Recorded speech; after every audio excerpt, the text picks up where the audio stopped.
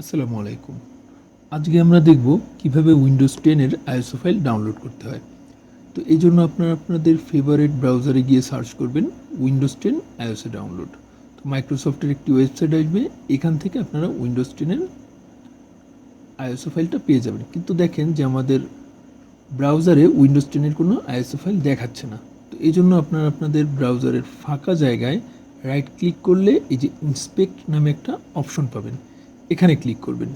Click করলে ডান দিকে একটা উইন্ডো আসবে এবং সেখান থেকে এই যে ল্যাপটপের মতন চিহ্নটা এখানে ক্লিক করবেন, অথবা কন্ট্রোল শিফট এম টিপ দিবেন।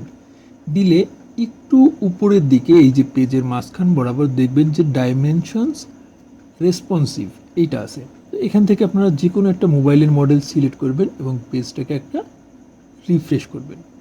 তো রিফ্রেশ করার পর আপনাদের এই ইন্সপেক্ট এলিমেন্টটা ক্লোজ করে দিবেন। তো ক্লোজ করলেই যে দেখতে পাবেন যে আমাদের এই যে উইন্ডোজ 10 এর আইএসও ফাইলটা এখান থেকে ডাউনলোড করার অপশন আসবে। তো এখান থেকে আমরা মাল্টি এডিশন আইএসওটা দিচ্ছি, কনফার্মে ক্লিক করলে কিছু সময় লোড নেবে। তারপর আমরা ল্যাঙ্গুয়েজ চুজ করব হচ্ছে ইংলিশ ইউনাইটেড স্টেট, দিয়ে কনফার্ম দিলে আবারও পেজটা কিছু সময় রিলোড হবে এবং আপনাকে একটা অপশন দিবে যে আপনি 64 বিট ডাউনলোড করতে চান নাকি 32 বিট।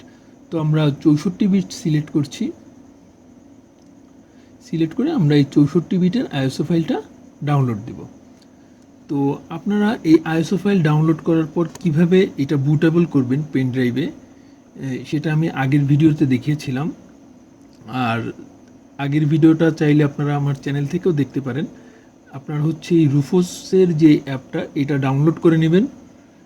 এইটা ডাউনলোড করার পর আপনাদের পেন ড্রাইভটা ইনসার্ট করে বুটেবল করতে হবে। তো আপনারা যদি না পারেন তাহলে এই যে আমার এই চ্যানেলে আসবেন এবং এই যে এই ভিডিওটা লক্ষ্য করবেন, তাহলে আপনারা পেন ড্রাইভকে বুটেবল করতে পারবেন। তো টিউটোরিয়ালটা মনোযোগ দিয়ে দেখার জন্য সকলকে ধন্যবাদ। সবাই আমাদের চ্যানেলের সাথেই থাকবেন।